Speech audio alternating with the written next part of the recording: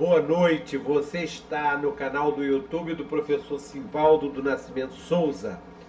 Eu sou professor de História da Escola Municipal 10.19047 Joaquim da Silva Gomes.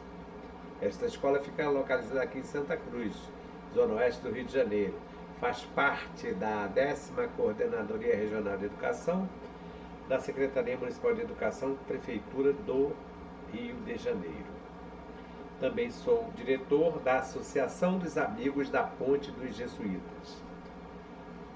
O canal do YouTube tem como propósito fazer a divulgação da história de Santa Cruz, também de Sepetiba, Campo Grande, Itaguaí, Seropédica, a nossa região, que fazia parte ou estivesse relacionada com a antiga jurisdição da Fazenda Real e Imperial de Santa Cruz, depois Fazenda Nacional. Na apresentação de hoje, estarei utilizando o material que preparei para uma videoaula em homenagem aos 453 anos de fundação de Santa Cruz. Este ano, Santa Cruz estará completando 456 anos, porque essa videoaula foi há 3 anos atrás, no dia 30 de dezembro de 2020. Então, este ano estaria completando 456 anos. Sempre gosto de fazer minhas apresentações colocando o nosso brasão heráldico,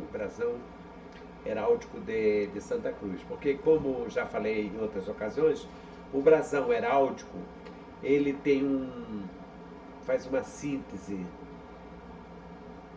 iconográfica do bairro, no caso aqui do bairro, da cidade, não é? Então, aqui nós temos a Ponte dos Jesuítas, um arado antigo mostrando que Santa Cruz era um bairro, era uma região dedicada à agricultura, um bovino mostrando a criação de gado, o rio Guandu, aqui essa faixa em prata, os campos de Santa Cruz verdejantes e principalmente a cruz em ouro. Quem conhece um pouco de heráldica sabe que quando os elementos aparecem em ouro, aqui dourado, né, amarelo, é que tem mais valor. Então aqui no caso Santa Cruz, o bairro é Santa Cruz, colonizada pelos padres jesuítas católicos, por isso a cruz. A estrela representava aqui, na época que foi criado esse brasão, a estrela representava o estado da Guanabara. A estrela correspondia à cidade-estado. E esta coroa, esse castelo aqui, porque é uma cidade marítima, uma cidade marinha. E os golfinhos também, porque é uma cidade marinha. Na faixa externa, nós temos o ano de 1833, foi o ano da anexação definitiva de Santa Cruz ao Rio de Janeiro. E o ano de 1962, que foi quando foram criadas as administrações regionais. Então, neste ano de 1962, foram criados todos os brasões heráldicos pelo um estudioso, um artista chamado Alberto Lima. Ele era cartógrafo do Exército e fez esses brasões. O brasão de Santa Cruz, não sendo barrista, é, sem dúvida alguma, o mais bonito dos brasões dos bairros do Rio de Janeiro. O mais bonito, na minha opinião. Provavelmente um dos mais bonitos brasões. E a legenda Santa Cruz. Estamos aqui prestando uma homenagem póstuma ao coronel aviador Roberto Roncone Júnior, que havia sido falecido recentemente. Quando eu estive fazendo essa apresentação lá na base, o Roncone era o comandante. Então nós colocamos aqui uma foto do Roncone, que tinha falecido naquele ano. Tem aqui uma foto do hangar com um dirigível. bem aqui na frente. O tombamento do hangar ocorreu em 1998 e o tombamento definitivo em 26 de dezembro de 2020. Nessa apresentação eu dei o título de Um Voo Panorâmico sobre a Base Aérea de Santa Cruz, do período jesuítico aos dias de hoje. É claro que pega um período extenso, no caso 456 anos de história, então é um resumo do resumo do resumo. Aqui tem o brasão heráldico da base aérea de Santa Cruz, que tentaram mudar o nome para Ala 12, uma iniciativa infeliz, né? Mostrando a cruz portuguesa, né? Aqui um capacete de aviador, enfim, o brasão heráldico da base aérea de Santa Cruz. Foi uma palestra que eu fui convidado para apresentar lá no auditório da base em junho de 2016. Então nós estamos aqui em outubro de 2023.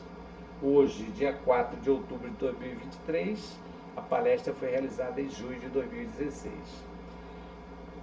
Pois bem, apresentando aqui o início, sempre colocando aquela imagem, porque é mais antiga de Santa Cruz, né? Um recorte da igreja e convento dos jesuítas em Santa Cruz no ano de 1790. 1790 é o mais antigo documento que eu já encontrei iconográfico de imagem de Santa Cruz. Reprodução desse desenho existente na seção de manuscritos da Biblioteca Nacional. Quem acompanha esse canal já há algum tempo vai, com certeza, se lembrar que eu já falei disso aqui várias vezes, né? E do lado direito tem aqui a vista aérea do hangar dos dirigíveis. Aqui o hangar. O aeroporto Bartolomeu de Gusmão, base aérea de Santa Cruz. Na época ainda tinha esse nome infeliz, Ala 12 da Força Aérea Brasileira, no antigo campo de São José.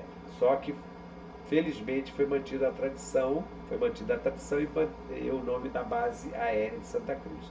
Então vejam aqui a foto aérea, o hangar monumental, a pista de pouso e a extensão bem grande do hangar. A palestra foi apresentada por mim, as fotos feitas pelo meu amigo Reinaldo Azevedo e o convite feito pelo Coronel Pedra, Tenente-Coronel Aviador Pedra, que era o subcomandante. Então nós estivemos articulando, conversando com ele, planejando para fazer esta palestra.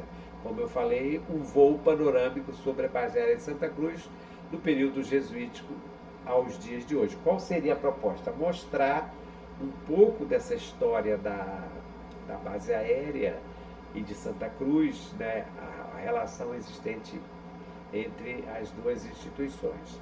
Aqui tem o início da minha palestra, né, eu apresentando aqui no auditório para os oficiais, sargentos e alguns civis também. Como estava falando da história, claro que nós temos o marco inicial da fundação de Santa Cruz, que é o ano de 1567. E a primeira denominação que aparece na cartografia é a denominação chamada Curral dos Padres, que é um nome antigo. Então, nós temos aqui uma cartografia, um mapa de 1640, mostrando Angra dos Reis.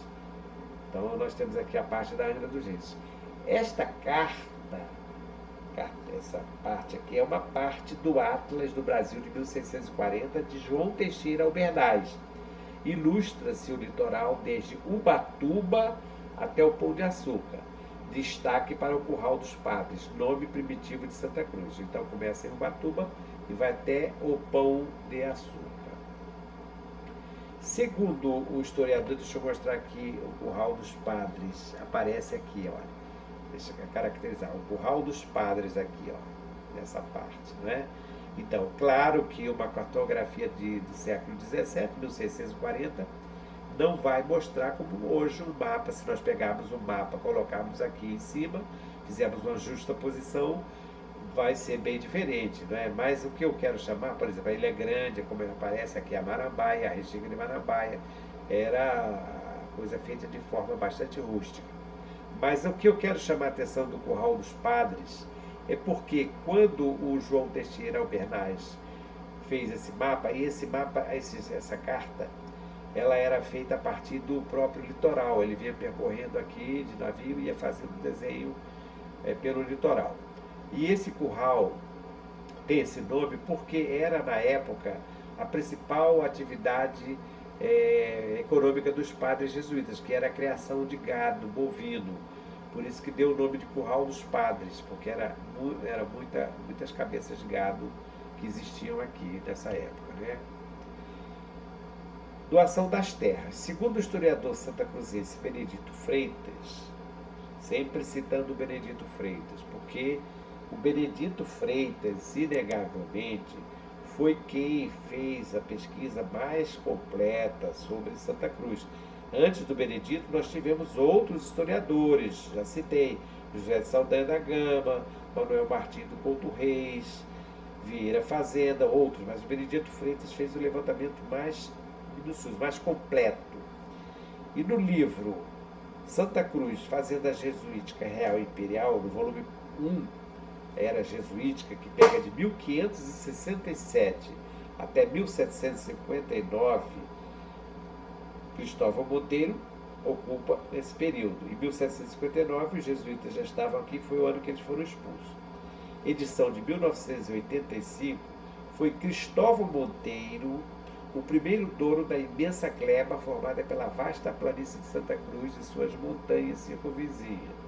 Foi ele também o primeiro português considerado como morador oficial da região.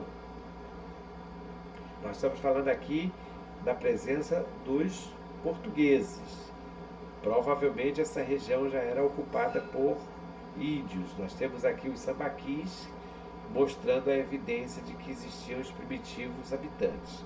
Com a morte de Cristóvão Monteiro, as terras foram herdadas por sua viúva, Dona Marquesa Ferreira. Eu já lembrei aqui, Marquesa Ferreira era o nome dela, o nome próprio, não era título nobiliário. Em 1589, fez a doação aos padres da Companhia de Jesus. Então, 1567 ainda era o Cristóvão Monteiro. Já a partir de 1589, vem a ocupação pela Companhia de Jesus, fundada por Santo Inácio de Loyola, dos padres jesuítas aqui do Rio de Janeiro. Além do citado Curral dos Padres, que nós mostramos lá na cartografia, existiam outros tantos currais, como o conhecido Curral Falso. Currais ou campos completavam um total de 22, com nomes de santos ou referências religiosas, entre os quais destacamos o Campo de São José, cujas terras seriam doadas pelo Ministério da Agricultura, já no início da década de 1930 do século XX, para a construção do hangar do Zeppelin e demais instalações para a recepção dos dirigíveis, seus tripulantes e passageiros. Aqui tem um recorte do mapa manuscrito do século XVIII, com o desenho do convento, a capela dos jesuítas na parte central, que é o original do arquivo histórico ultramarino português. Então, olha o desenho aqui, um mapa do século XVIII bem rústico, bem simples, né? Então, o que eu quero chamar a atenção aqui, que eram os campos, assim como tinha o Curral dos Padres, o Curral Falso, existiam esses campos. E o campo onde foi ocupada a base era Santa Cruz, chamava-se Campo de São José. Esse nome foi dado pelos jesuítas. Então tinha Campo de Nossa Senhora da Conceição, Campo de Santo Inácio, campos ligados aos nomes religiosos. De 1589 a 1759, os jesuítas permaneceram em Santa Cruz. Então foram 170 anos em Santa Cruz, considerando o ano de 1589 como a data em que Dona Marquesa Ferreira confirmou a doação definitiva das terras, e o ano de 1759, quando o primeiro-ministro José de Carvalho e Melo futuro Marquês de Pombal, assinou o decreto de expulsão dos jesuítas, alegando que a Companhia de Jesus agia com poder autônomo dentro do Estado português. Esta contenda, esta briga entre o Marquês de Pombal e a Companhia de Jesus é muito complicada, precisa ser lida entre as entrelinhas, né, para poder compreender realmente o que aconteceu. Foi uma disputa pelo poder, uma disputa política, com acusações de lado a lado. Então aqui tem aquela ampliação daquele desenho mostrando o convento. É um desenho bem rústico, né, mostrando ainda a sede do convento de forma bem simples.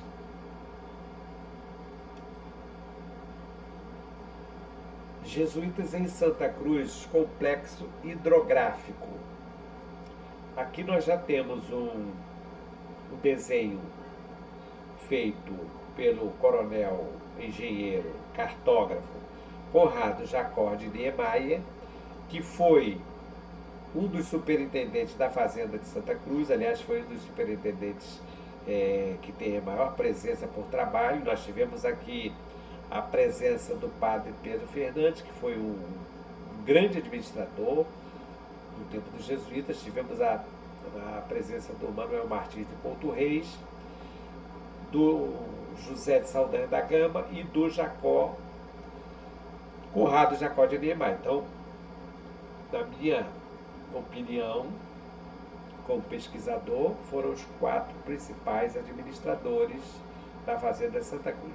Então, recapitulando: Padre Pedro Fernandes, no tempo dos jesuítas; Manuel Martins do Couto Reis, finalzinho do século XVIII, ainda Brasil colônia, e início do Império; José de Saldanha da Gama, na década de 70 do século XIX; e o Conrado Jacó de Niemeyer, que esteve aqui em 1848. Então aqui tem esse desenho muito bonito mostrando a ponte dos jesuítas e uma olaria que ficava nas proximidades da ponte dos jesuítas. Sobre essa ponte nós já falamos bastante, mas é importante mostrar que é, com certeza, o desenho mais antigo sobre a ponte. No primeiro volume da sua obra sobre Santa Cruz, o historiador Benedito Freitas destaca o papel dos jesuítas como os criadores da grande hidrografia no Brasil, reservando um capítulo para tratar da ponte-monumento do Guandu, que servia como um complexo mecanismo de controle das águas, evitando enchentes e mantendo os campos sempre irrigados. Ponte dos Jesuítas, construída em 1752 e tombada pelo Instituto do Patrimônio Histórico e Artístico Nacional em 1938. O IFAM,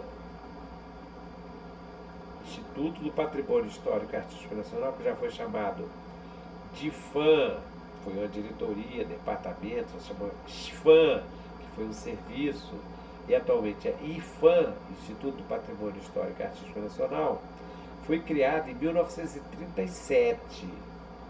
Foi um trabalho feito por Mário de Andrade, teve participação de Carlos Drummond de Andrade, uma série de intelectuais daquela época, em 1937. Já em 1938, a ponte foi tombada, foi o terceiro bem tombado em todo o Brasil, para vocês verem a importância. Aqui é uma foto que eu fiz durante uma visita com o professor, que é o professor Antônio Carlos, meu colega de História, e esses são os alunos da Escola Municipal Ponte dos Jesuítas. Então, quando eu era professor da escola, depois o professor Antônio Carlos foi me substituir, nós sempre fizemos visitas de estudos com os alunos, para estudar história. Então aqui estão os alunos e o professor Antônio Carlos, para dar importância ao valor da história. Disposição dos canais, valas e taipas da Fazenda de Santa Cruz do século XVII. Aqui vejam o canal São Francisco, Canal do Guandu, Canal do Itá, Vala da Goiaba, que já é do lado de Sepetiba, Vala do Cação Vermelho, aqui é o Santa Cruz, a parte de Santa Cruz, aqui o Guandu-Mirim, aqui são as taipas, essa parte aqui são as taipas. O que eram as taipas? As taipas, vocês podem observar isso tudo aqui, ó, eram barreiras, foram barreiras que foram construídas com orientação dos padres jesuítas para evitar que as águas transbordassem. Então essas taipas, elas eram como se fossem defensas, né? Evitavam que as águas ultrapassassem. E todo esse complexo aqui é importante saber, tá? Fonte baseada no Armando Magalhães Correia, revista do Instituto Histórico Geográfico Brasileiro, volume 63, tomo 1, página 190. Então, todo esse complexo aqui, isso aqui é importante saber, porque durante o período em que os jesuítas estiveram em Santa Cruz, graças a essas valas, a esses canais, a essas taipas, essas proteções todas e outros mecanismos, é que evitava-se que ocorressem enchentes e, ao mesmo tempo, permitia que os campos estivessem sempre irrigados. Então, vejam a importância da disposição, a importância hidrográfica. Por isso o Benedito Freitas fala na importância hidrográfica, né? Lá em cima, no passadiço da ponte, existe uma abertura, uma entrada, né, em cima do passadiço. Passadiço é aqui em cima, onde as pessoas passam, né? Então, lá em cima tem, aqui desse lado aqui, olha, já no finalzinho, tem essa abertura com uma escadinha, tem aqui os degraus, dá para ver os degraus, onde as pessoas descem. Só que ela foi obstruída porque existe uma pedra aqui.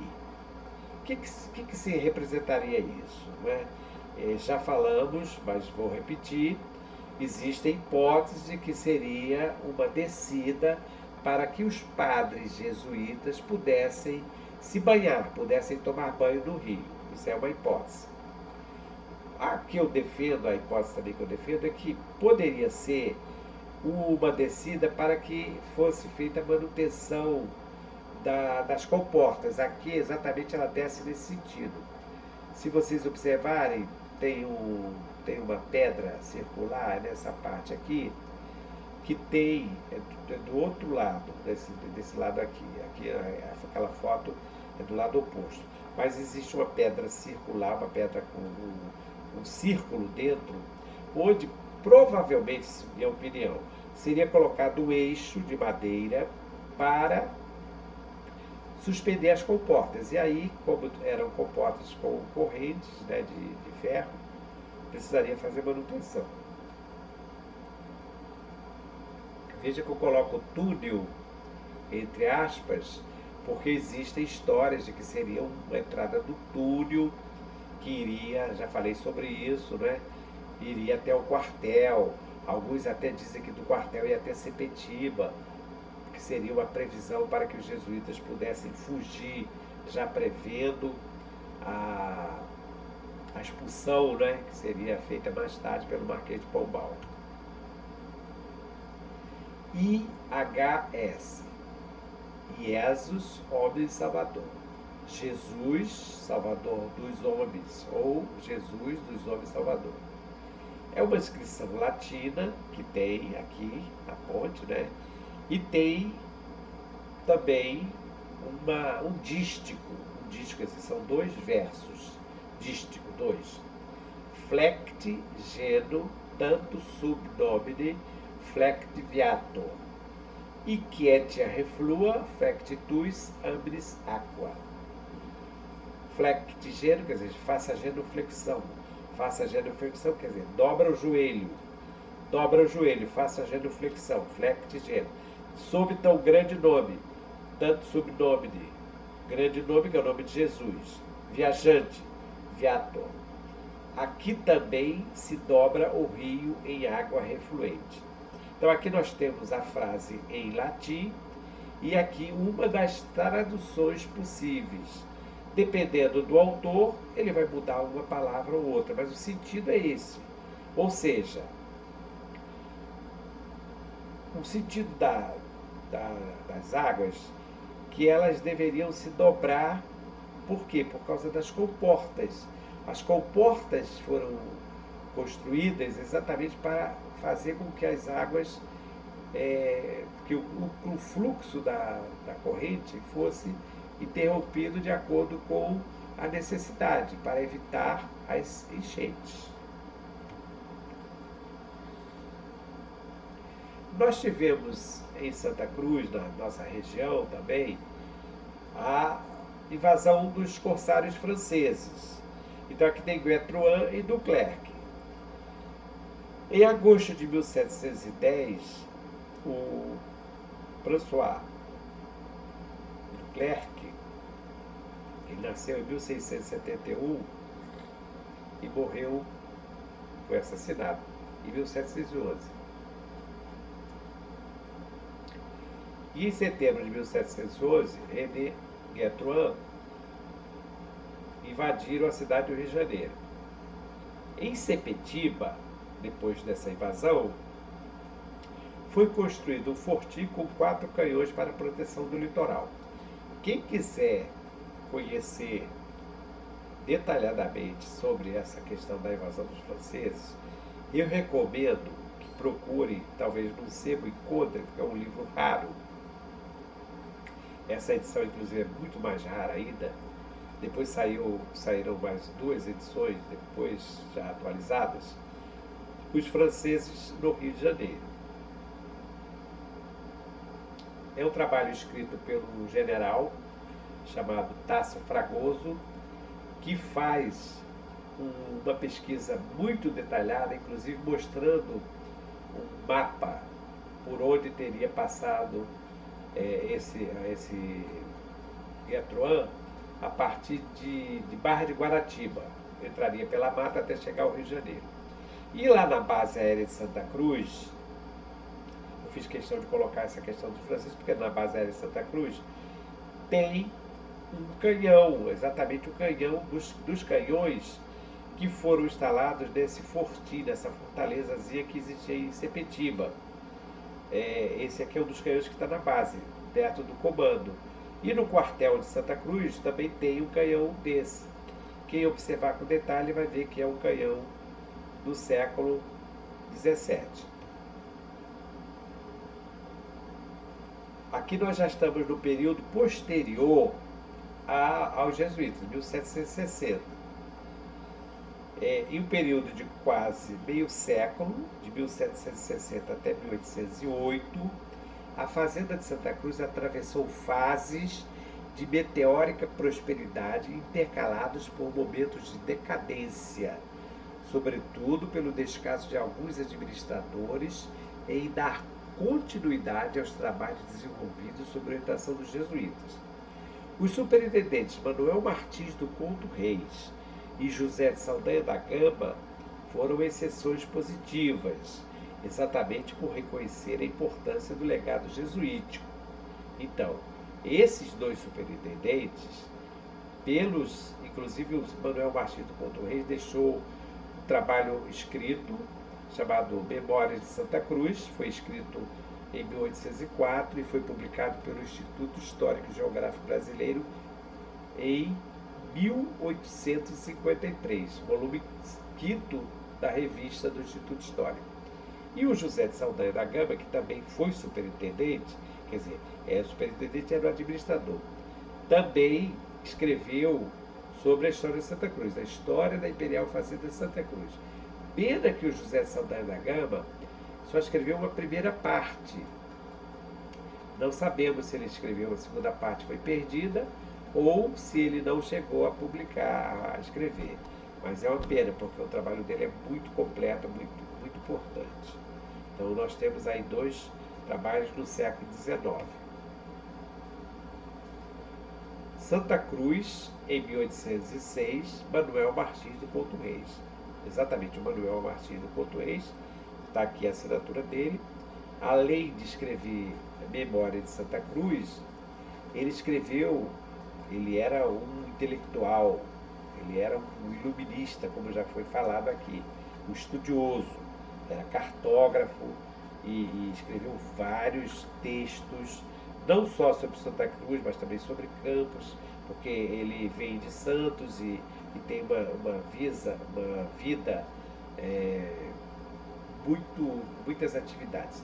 Aqui tem um antigo mapa feito pelo Coronel Martim do Couto Reis, que está no arquivo do Exército, mostrando a fazenda de Santa Cruz.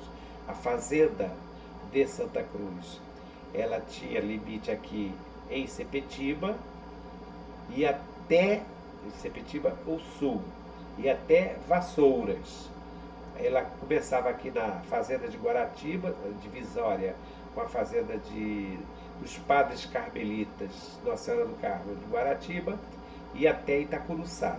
Então, olha que extensão enorme da fazenda de Santa Cruz. De 1760 a 1808. Eu peguei esse livro, Os Músicos Negros, do professor Antônio Carlos dos Santos. Ele fala sobre os escravos da Real Fazenda de Santa Cruz, no Rio de Janeiro, 1808 a 1832. Ele fala sobre os músicos, mas é importante ver aqui a presença de escravos e de gado no Colégio do Rio de Janeiro, para que a gente possa faça uma ideia, né, da presença dos nossos escravizados. É lamentável essa colocação, mas infelizmente os escravizados eram praticamente considerados como objetos, como propriedade, como se fossem objetos. Então, no ano de 1701, havia 950 escravizados. Em 1707, já diminuiu, 900. Em 1725, já aumentou, era 1.000. Em 1732, 1.200. Essa numeração, essa quantidade aqui, esse quantitativo varia. Aqui é uma fonte importante. Por quê? No arquivo romano da Sociedade de Jesus. Então, os jesuítas tinham esse controle e isso ficou no arquivo romano. Então, lá no arquivo tem muitos documentos de Santa Cruz. E aqui tem a quantidade dos bovinos. Vejam, 20.000, assim como diminuiu, aqui também diminui. Aqui também aumenta, 25.000, e aqui diminui. Incrível, né? 1732. Mas isso aqui ainda era o período dos jesuítas. Os cavalos, equinos, também começa bem, depois aqui é o contrário, aqui 1.800, aqui já aumenta. E aqui também aumenta. Aqui nós temos o ano de 1736. Escravos, 1.500. Veja que houve um aumento aqui. 2.586. Em 1743, 2.337. Em 1757, 2 anos antes da expulsão, 2.651 escravos. Em relação aos bovinos, vejam que houve um aumento significativo. Se em 1701 tinha 950, já em 1759, 2 anos antes dele ser expulso, tinha quase 30.000 bovinos. E cavalos, tinha 5.780 cavalos. Olha que manada! Vejam a quantidade. Esse documento, para uma análise, é importantíssimo. Por quê? Porque são números registrados pelos jesuítas, que os jesuítas tinham que fazer relatórios detalhados. Então, é muito importante nós analisarmos isso aqui. Veja a quantidade de escravizados. 2.651 em 1757. Eles foram expulsos em 1759. Então, quem gosta de estudos, de estatística, leve muito em consideração isso, porque isso aqui é um dado importantíssimo.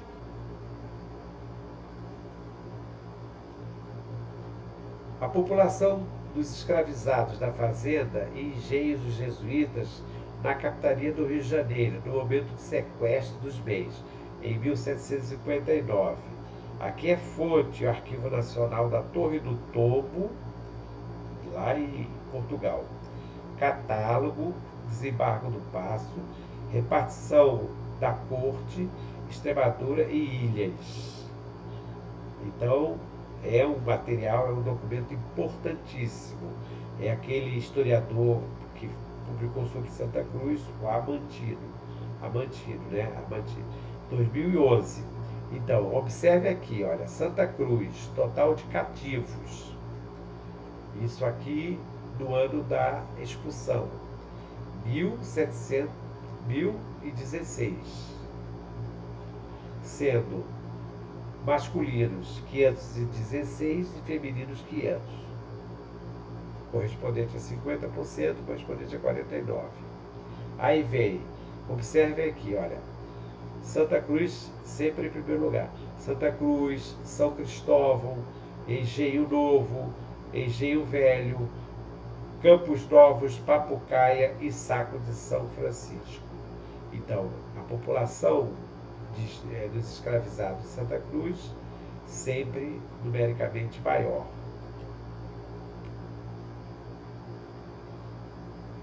Aí nós temos aqui a chegada da família real.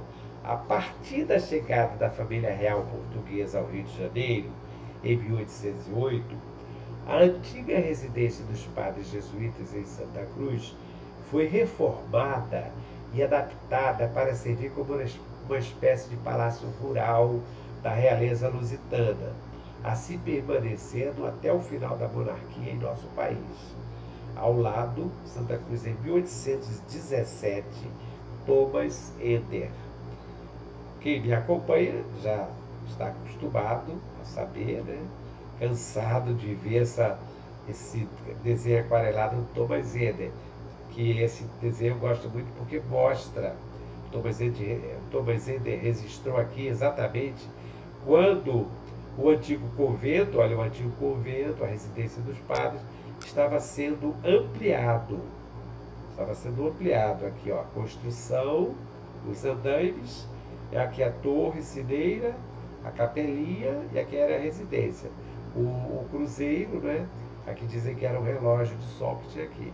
Então, esse palácio rural era muito comum da Europa. A realeza tinha um palácio de residência, que seria a residência doméstica, né, da família. Tinha o palácio, que era mais para usos políticos, e o palácio real, que era mais para o descanso. Então, no caso do Rio de Janeiro, do Brasil, nós tivemos o Paço Imperial, que fica na Praça 15, que era mais para fins diplomáticos, políticos e tudo mais, despachos. A Quinta da Boa Vista seria mais para uma residência familiar. E Santa Cruz era usada como fazenda rural, como casa rural.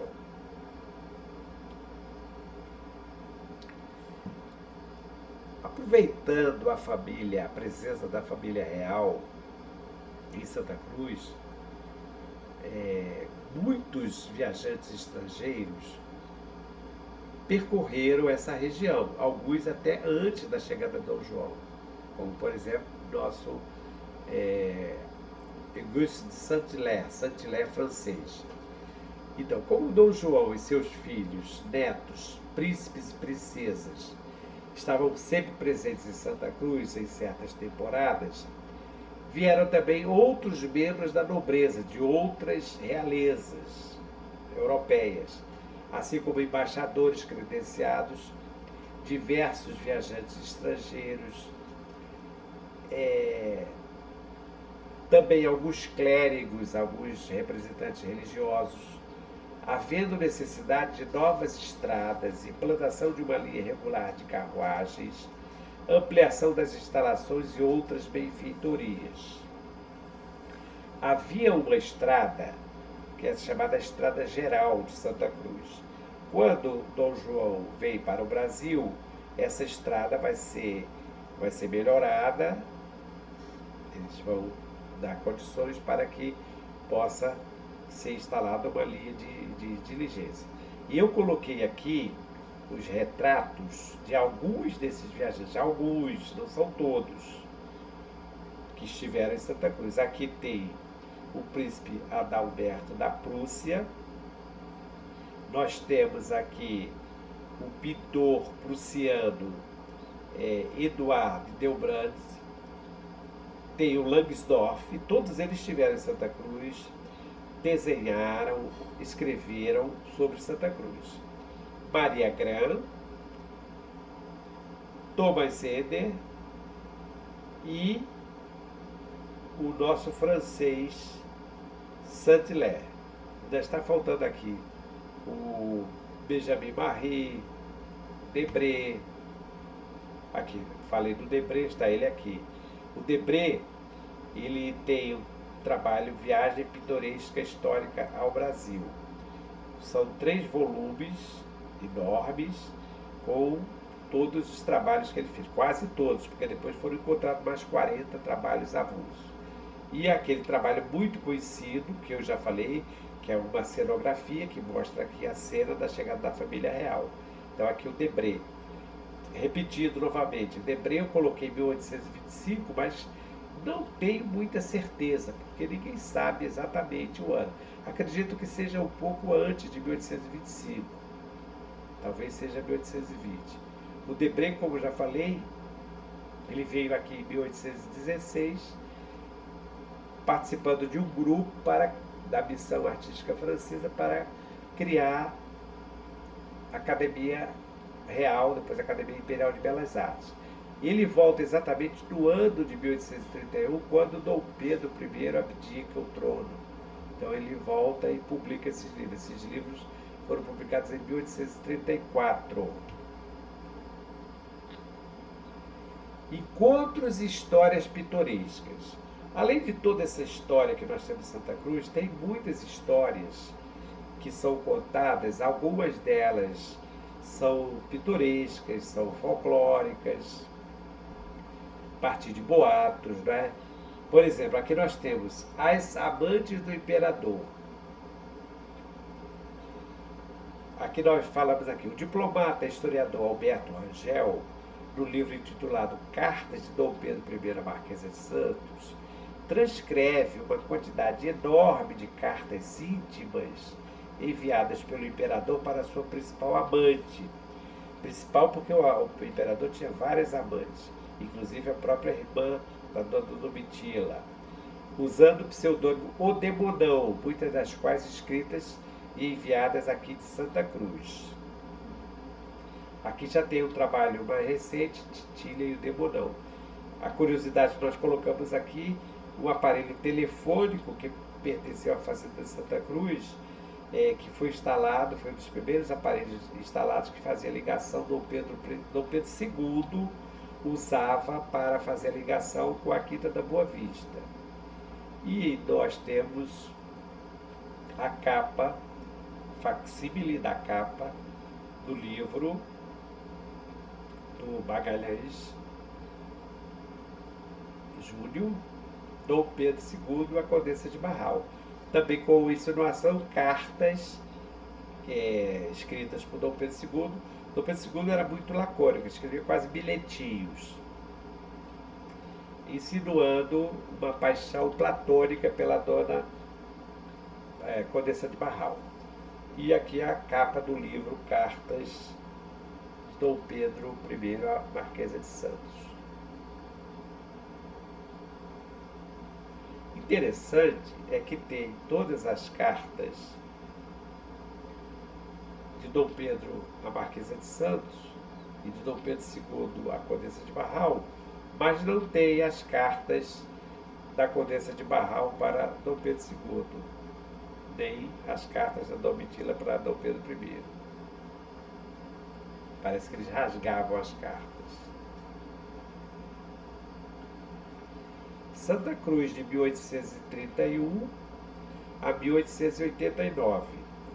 Estação ferroviária foi inaugurada no ano de 1874.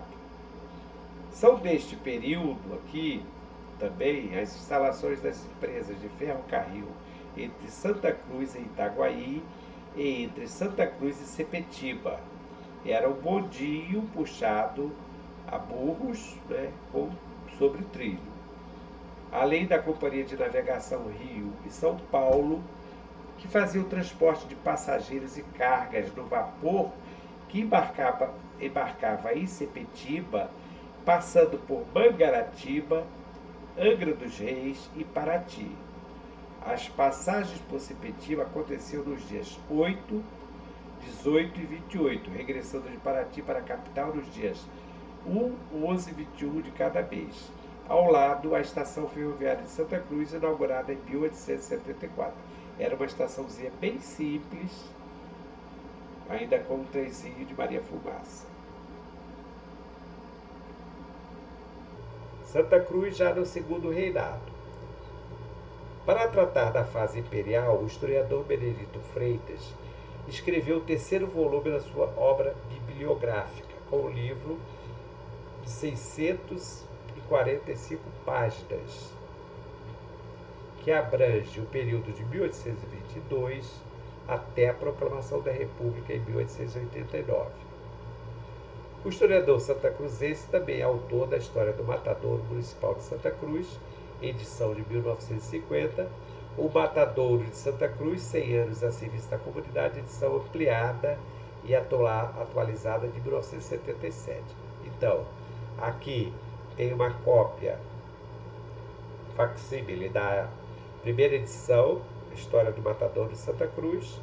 Essa edição saiu em 1950. E aqui a capa do livro do Benedito Freitas, terceiro volume, que pega sobre o Império.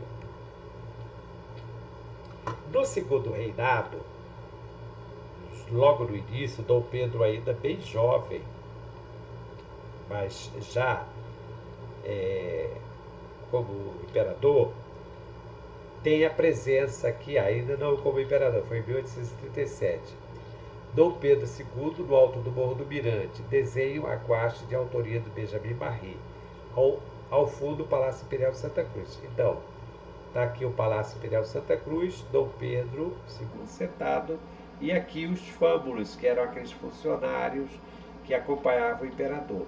Era um local muito visitado, tanto pelo imperador, como também pelos nobres quando vinham a Santa Cruz, porque é um local bonito, que deveria ser aberto à população, infelizmente está fechado, né, para que a população pudesse ter acesso, pudesse vislumbrar o panorama de Santa Cruz.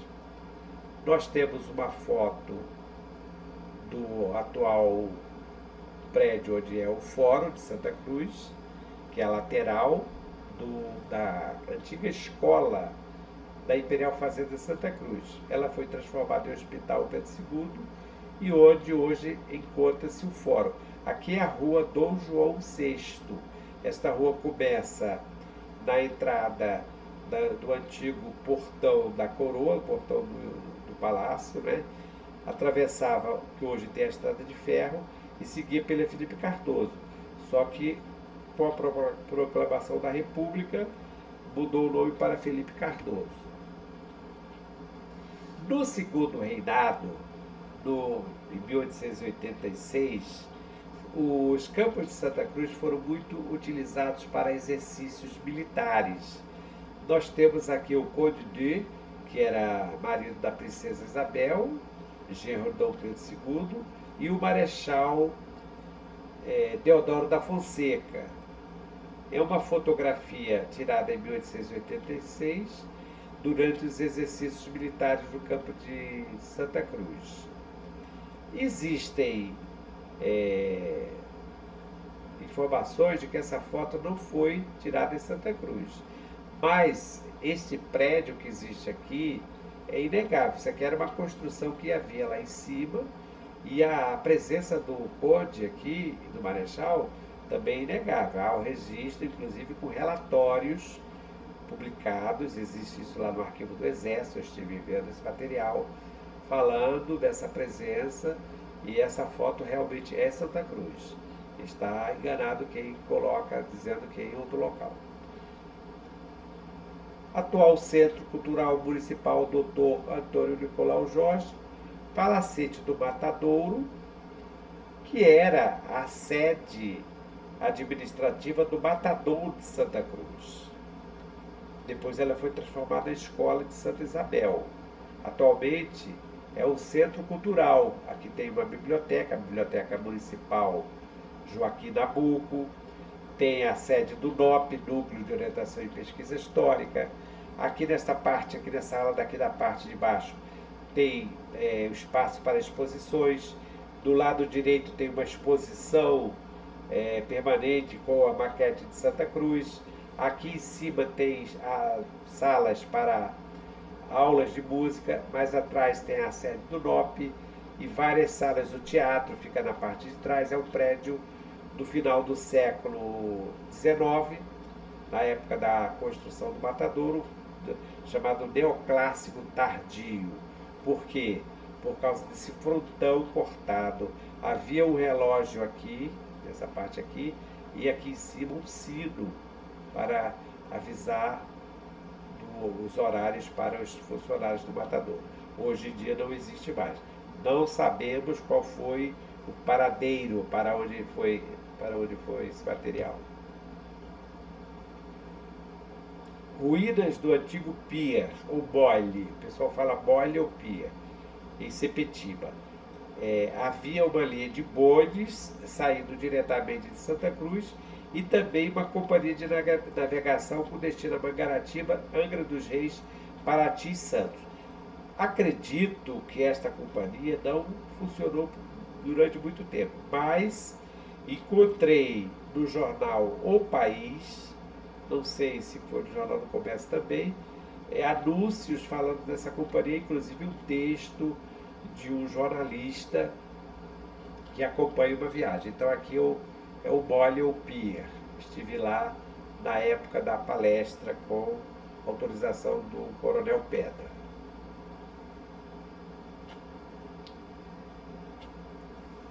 Santa Cruz no período republicano. Com a proclamação da República, Santa Cruz passa por um processo de estagnação, com muitos problemas de saúde, proliferação de doenças palúdicas, aumento dos índices de mortalidade provocados pela varíola, malária e outras enfermidades do gênero. Tudo em razão do abandono dos trabalhos de saneamento iniciados desde o final do século XVI pelos padres jesuítas.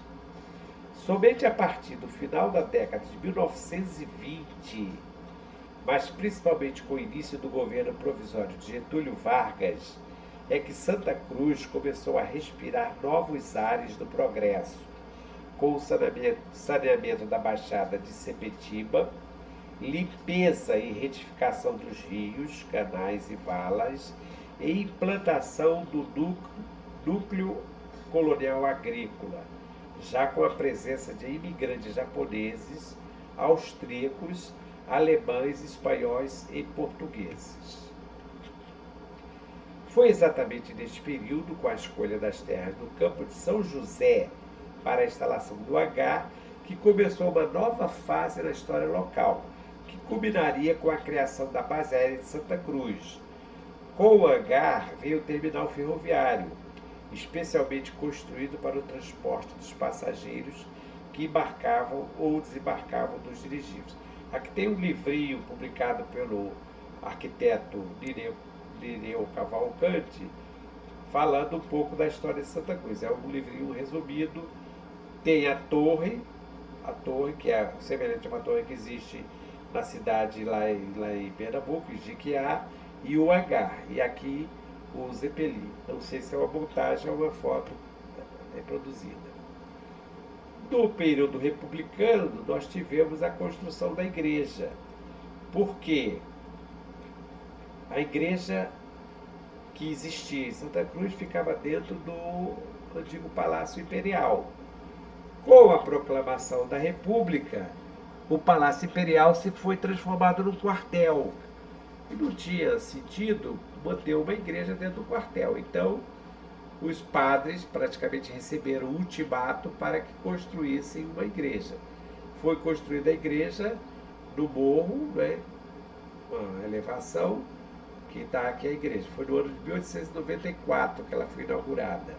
Então está aqui uma torre cineira, uma igreja pequena.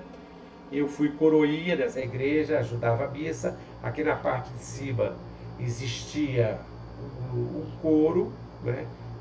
Eu subi muitas vezes aqui, que tinha a torre cineira, estão 3 sinos. E desse lado nós temos uma vista aérea do aeroporto Bartolomeu de Gusmão, aqui, com o hangar da base aérea de Santa Cruz.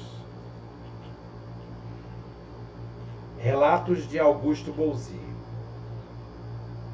Lá do Núcleo de Orientação e Pesquisa Histórica, nós criamos um projeto de memória oral da região, que era exatamente ouvir as pessoas. E uma dessas pessoas que nós ouvimos foi o Augusto Bolzinho Filho.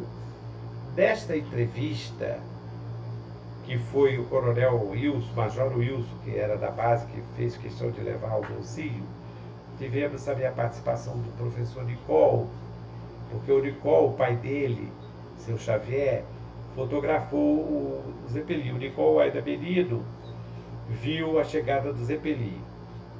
Então, o seu Bolzinho, muito simpático, falou sobre a participação. O seu Bolzinho era jovem, garoto, adolescente, e trabalhou na construção como auxiliar, né?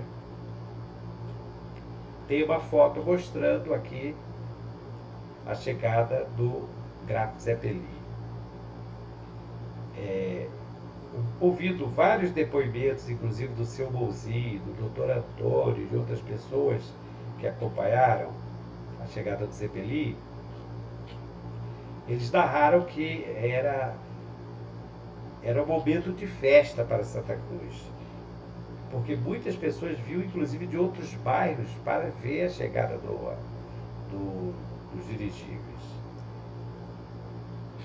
Geralmente eles lançavam uma corda grossa, um cabo grosso, para que as pessoas pudessem puxar para que aterrissasse o dirigível.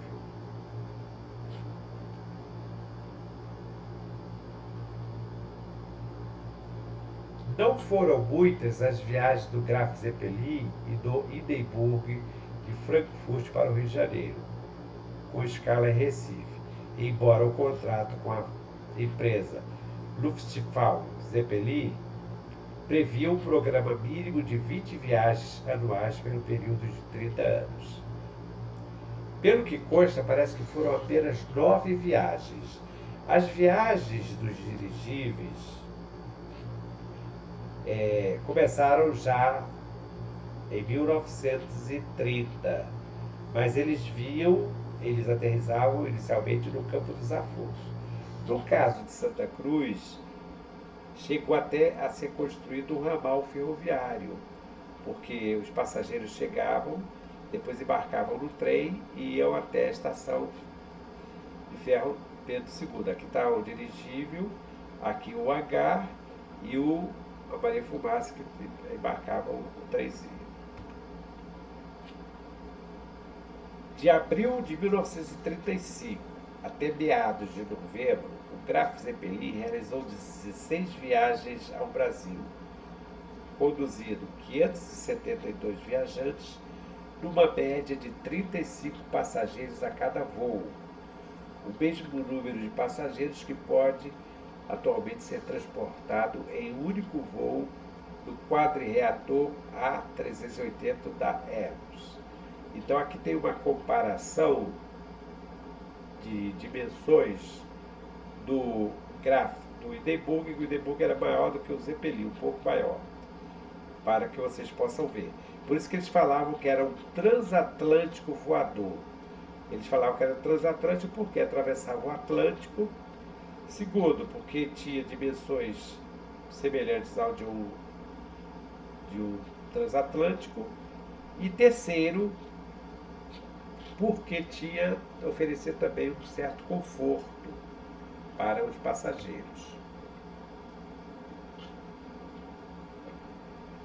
No ano de 1936, as instalações de Santa Cruz, já quase concluídas, e conforme os compromissos de Roosevelt-Zeppelin, havia assumido que o governo brasileiro foram realizadas 20 viagens redondas entre a Alemanha e o Brasil, 13 operadas pelo dirigível Graf Zeppelin e as demais pelo seu irmão mais novo, Hindenburg. Essa é na revista Aeromagazine, edição 221, de outubro de 2012. O doutor Antônio Nicolau Jorge, que foi coordenador-geral do NOP, ele chegou a fotografar a aterrissagem do Hindenburg. Inclusive, essa fotografia, ela tem lá no NOP. Nós publicamos isso no jornal do NOP número 10. Eu escrevi um artigo no jornal NOP do número 10, mês de agosto de 1984, e nós publicamos esta fotografia. Aqui tem uma comparação. Veja que o Hindenburg era maior do que o Graf Zeppelin com as demais aeronaves, né? O 225, o 747 e o A380. Então era uma aeronave bem maior, os gigantes do ar.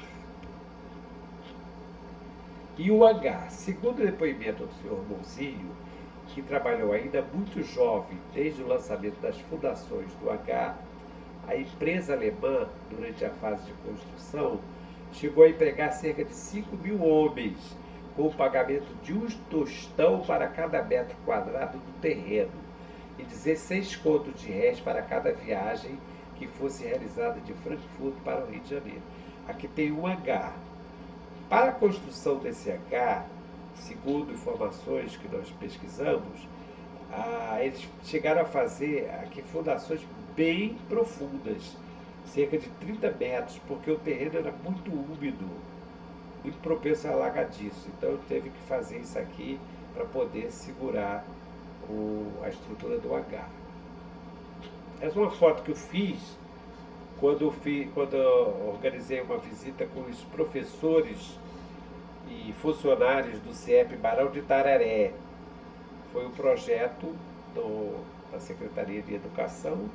Eu consegui que fossem feitas camisetas, a Gracinha nos ajudou, conseguimos o ônibus e fizemos uma visita ao hangar e aos outros pontos históricos, como a Ponte dos Jesuítas, ao quartel. Vejam bem a estrutura do hangar, enormidade. Aqui existe uma escada, uma escadinha que subia. Tem uma passagem de um lado, a passarela de um lado para o outro, porque quando o dirigível entrava aqui, era para fazer a manutenção. Então eles subiam, viam a parte superior, para verificar se tinha algum dano, alguma perfuração.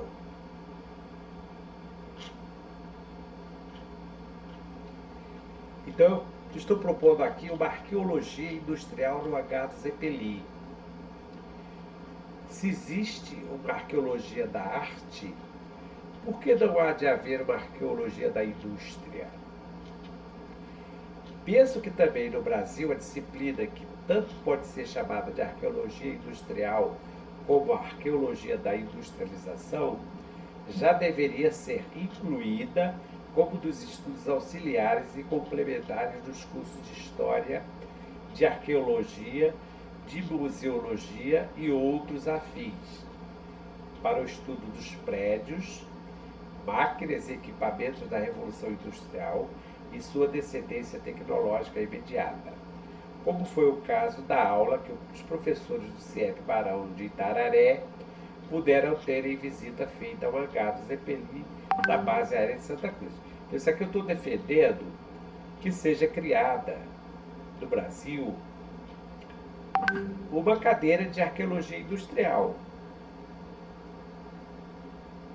Porque é importante, no caso aqui, para fazer um estudo de arqueologia industrial, assim como existem em outros países, como em Portugal existe, né? Aqui no Brasil não existe ainda. Então eu estou propondo aqui o professor Sivaldo está propondo a criação de uma cadeira de arqueologia industrial, tanto para o curso de História, de Arqueologia, de Museologia, de outros também, de Antropologia e tudo mais. Enquanto na Europa o estudo da arqueologia industrial já é praticado há mais de meio século, no Brasil são poucas as universidades, professores ou arqueólogos que se interessam pelo tema. Não resta dúvida que o despertar pelo tema começa a se desenvolver com os avanços obtidos a partir das políticas de preservação do patrimônio histórico em sua concepção de bens naturais ou culturais da importância reconhecida para a obtenção do Estatuto do Tombamento. Então, novamente, defendendo aqui a criação de uma cadeira de arqueologia industrial nas universidades brasileiras. Além das novas instalações, havia uma previsão de se construir uma usina com capacidade de produzir 3.000 metros de cúbicos de hidrogênio por dia, depósitos de gasolina e óleo, mastro de amarração e outras instalações. Novamente, outra foto que eu fiz com os professores do CIEB Barão do Tararé, mostrando aqui, olha, aquela esfera. Um dos comandantes mandou fazer uma pintura, foi o cabo que fez isso aqui, ó. Subiu e fez a pintura aqui como se fosse um globo terrestre. E mostrou aqui o percurso itinerário dos dirigíveis. Criação do Ministério da Aeronáutica. Até o início da década de 1940, o Brasil ainda não possuía sua força aérea. O Brasil só tinha o Exército e a Marinha. Somente em 20 de janeiro de 1941, com a guerra em franca progressão na Europa, foi criado o Ministério da Aeronáutica, reunindo as aviações militares vinculadas aos Ministérios da Marinha e do Exército, além do Departamento de Aeronáutica Civil. Quer dizer, já existia a aeronáutica, mas era vinculada à Marinha e ao Exército, não era um ministério. Em setembro, seguiu para a frente de batalha o primeiro grupo de caça, com cerca de 400 homens, sob o comando do major aviador Nero Moura. Esse grupo integrou-se à Força Aérea Mediterrânea, comandado pelo general norte-americano Ira Iacke. O primeiro grupo de caça adotou o lema "Senta a pua", como conclamação a que seus integrantes se lançassem sobre o inimigo com a decisão, golpe de vista e vontade de aniquilá-lo. Então aqui tem o brasão do Senta a pua. Em setembro de 1942, seguiu para a frente de batalha o primeiro grupo de caça, com cerca de 400 homens, sob o comando do major aviador Nero Moura. Está o major aqui, aviador. Lá na base aérea tem um monumento que foi projetado pelo arquiteto Oscar Niemeyer, que é esse monumento aqui. O arquiteto Oscar Niemeyer deixou sua marca na Zona Oeste, mais precisamente em Santa Cruz. É na base aérea que está o monumento Senta a Pua, projetado por ele para homenagear os aviadores brasileiros que participaram da Segunda Guerra Mundial. Foto de Bernardo Costa, Jornal Extra. Então aqui tem o hangar e aqui a foto do monumento. Depois dos dirigíveis, surgiram os blips no lugar de Santa Cruz. Durante a Segunda Guerra Mundial, o hangar da base aérea era utilizado principalmente para a atracação de dirigíveis, também conhecidos como blips. Blips é tradução grande avião sem asas, que foram construídos pelos americanos, que eram utilizados no patrulhamento litoral, a caça de submarinos nazistas e para o comboio dos navios mercantes. Na foto ao lado, 2 blips encontravam-se em manutenção nos voos que seguiriam para o litoral africano, isso aqui em Santa Cruz. Segundo pesquisadores do tema, Santa Cruz do Rio foi naturalmente escolhida por ser a sede do órgão de manutenção de grandes revisões e reparos, pois o hangar alemão lá estava. Então, aproveitaram o hangar e fizeram aqui como também um local para os blips. E tem gente que confunde, tem gente que fala, não, mas existia na guerra, existia Zeppelin. Não é, são Zeppelin, são os blips, olha aqui, ó. Estados Unidos, ó, duas fotos dos blips da base aérea de Santa Cruz, no Rio de Janeiro. Aqui o H e os blips. Então, não confundir aqui com o dirigível. Mais fotos dos blips. Com a declaração da guerra com o eixo, em agosto de 1940, o eixo aqui, lembrando, Alemanha, Japão e Itália. Os brasileiros tomaram o controle total das instalações do hangar e a Marinha dos Estados Unidos passou a estacionar vários dirigíveis no esquadrão ZP-43 até 1945. Então, era uma parceria, entre aspas, né? Parceria. Vejam a estrutura, a escadinha que eu falei para vocês, que sobe aqui para ter acesso à parte superior, onde aqui o blip era pequeno, mas o dirigível ocupava até aqui em cima. Então ele subia e aqui tinha uma passarela aqui, de um lado para o outro, que eles passavam para verificar se tinha alguma perfuração nos dirigíveis. Aeroporto Bartolomeu de Gusmão. O sítio aeroportuário consistia de um campo de pousos e decolagens, um hangar, uma alfândega, um prédio administrativo, um prédio para os operadores de rádio, 5 quartos para funcionários, alojamentos para a tripulação, um depósito, uma fábrica de hidrogênio, uma instalação para misturar o hidrogênio com o butano e um ramal de trens que ligava o local com o centro da cidade a 54 quilômetros de distância. Vejam que era um complexo bastante abrangente, né? O aeroporto foi inaugurado em 26 de dezembro de 1936 pelo presidente Getúlio Vargas, com a presença do embaixador alemão Schmidt-Skop, tá? O presidente Getúlio Vargas, e aqui o patrono do aeroporto, que é o padre voador Bartolomeu de Gusmão. Por que padre voador? Porque ele foi um dos primeiros a construir balões aerostáticos. O tombamento pelo IFAM. Esse documento eu localizei porque havia uma polêmica sobre a data de tombamento, né? Porque algumas pessoas falam que foi tombado em 2020, mas na verdade ele foi escrito, vejam aqui, no dia 3 de dezembro de 1998. Pela descrição, o chamado hangar do Zeppelin localiza-se nas dependências da Base Aérea de Santa Cruz, unidade da Força Aérea Brasileira, no bairro de Santa Cruz, na zona oeste da cidade do Rio de Janeiro. Trata-se de um hangar, edificação de grandes dimensões destinada a abrigar os dirigíveis alemães conhecidos como Zeppelin. Aí nós temos o Zeppelin e o Graf Zeppelin, né? Barão Zeppelin, e o Hindenburg. Atualmente é um dos últimos hangares mais bem conservados para dirigíveis existentes no mundo. Na verdade, segundo informações mais atualizadas, não é um dos últimos, e sim o último. Existiam 2 hangares semelhantes, um nos Estados Unidos e outro na Alemanha. Ambos foram demolidos, foram desmontados.